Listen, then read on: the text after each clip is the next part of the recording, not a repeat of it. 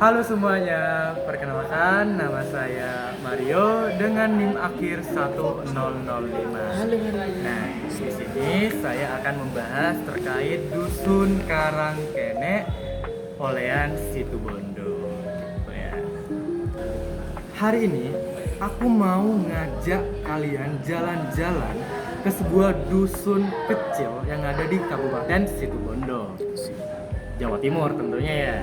Namanya itu Dusun Karangkene.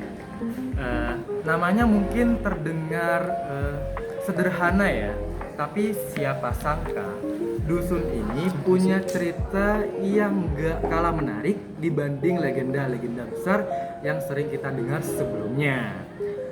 Kalau kita dengar kata Karangkene mungkin belum banyak yang tahu nih asal-usul namanya ya. Tapi ternyata nama ini punya arti khusus dalam bahasa Madura. Kata karang itu artinya kampung atau dusun. Sedangkan kene artinya kecil. Jadi kalau digabung Karangkene berarti kampung kecil. Dan memang sesuai kenyataannya ya, dusunnya tuh memang kecil guys. Gak gede seperti dusun seperti biasanya, seperti normalnya. Gak cuma kecil, jumlah warganya juga sedikit dan letaknya juga terpencil guys. Diapit oleh hamparan sawah luas. Jadi bisa dibilang mewah guys, mepet sawah. Ya. Tapi tunggu dulu, yang bikin Karangkene ini terkenal bukan sekedar karena kecil atau terpencilnya guys. Tapi dusun ini dikenal karena sebuah mitos yang sangat unik. Mitos yang terus dipercaya sejak lama diwariskan dari mulut ke mulut, dari lisan ke lisan, dan masih sangat dihormati sampai sekarang. Terus, dipikir-pikir apa ya mitosnya? Mitosnya adalah bahwa dusun ini hanya boleh dihuni oleh 26 kepala keluarga saja. Nggak boleh lebih guys. Kalau jumlah kepala keluarganya melebihi angka itu, katanya nih ya, akan ada kejadian yang gak diinginkan guys. Bayangkan, gak diinginkan guys. Kayak ini gak sih, kayak siapa? Datang gak diundang, pulang diantar naik gojek aja ya, gak canda ya. Mulai dari rasa gak betah ditinggal rumahnya gitu ya, sering sakit, sampai yang paling ekstrim,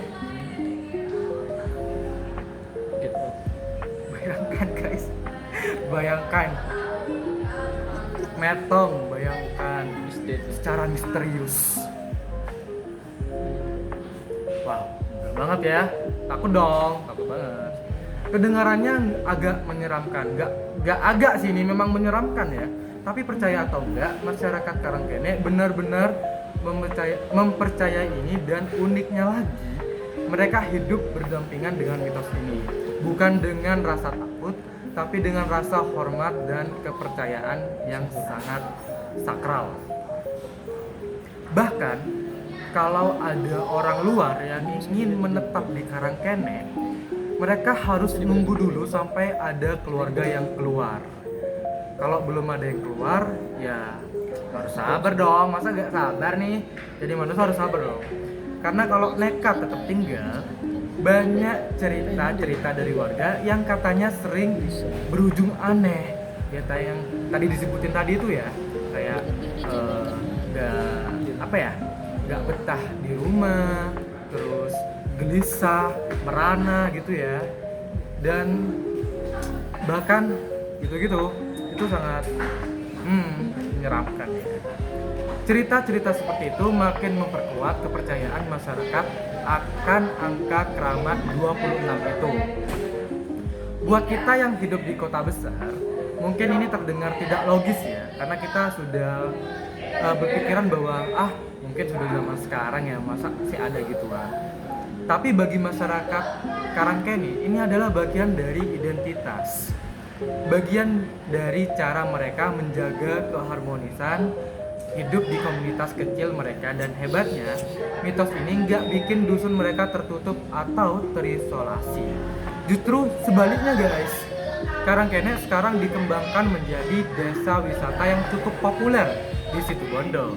Warga setempat dan pemerintah desa mengembangkan kawasan ini dengan nama KK26 yang merujuk langsung pada mitos 26 kepala keluarga itu. Di sana kalian bisa nemuin rumah panggung dari bambu, jembatan bambu yang estetik banget, kolam renang alami, sampai wahana edukasi budaya guys. Wow, banyak banget gak sih tempat yang semitos itu ada wisata guys.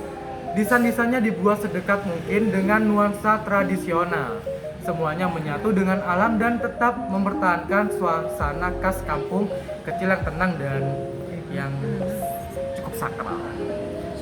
Para wisatawan gak cuma datang buat foto-foto atau refreshing, tapi mereka juga datang karena tertarik sama kisah di balik nama Karangkene dan mitos jumlah penghuninya. Cerita ini jadi daya tarik tersendiri dan menurutku ini bentuk kecerdasan budaya. Bagaimana masyarakat bisa menjadikan cerita rakyat sebagai alat promosi budaya dan pariwisata tanpa menghilangkan nilai lokalnya. Oh ya, nama Karangkene ini juga bisa kita lihat dari perspektif onomastis atau kajian penamaan tempat yang muncul dari cerita atau legenda rakyat. Jadi bukan asal nama, tapi ada memori kolektif di dalamnya. Dan ini kuat banget di Indonesia, khususnya di daerah-daerah yang masih menjaga tradisinya seperti Karangkene. Mitos ini pun ternyata punya fungsi sosial yang penting. Gak cuma sebagai cerita yang diturunkan, tapi juga sebagai alat kontrol sosial. Bayangin, tanpa ada aturan tertulis atau regulasi pemerintah, masyarakat di sana tetap bisa menjaga jumlah kepala keluarga tetap 26. Mereka hidup berdampingan, saling menghormati, dan tidak ada konflik soal lahan atau pendatang baru. Karena semua sudah paham dan sadar akan batasan bersama. Wah, sangat ini banget ya tiap warga di sana tuh. Jadi mitos ini secara nggak langsung membantu menjaga struktur sosial, keseimbangan komunitas, dan bahkan identitas budaya mereka.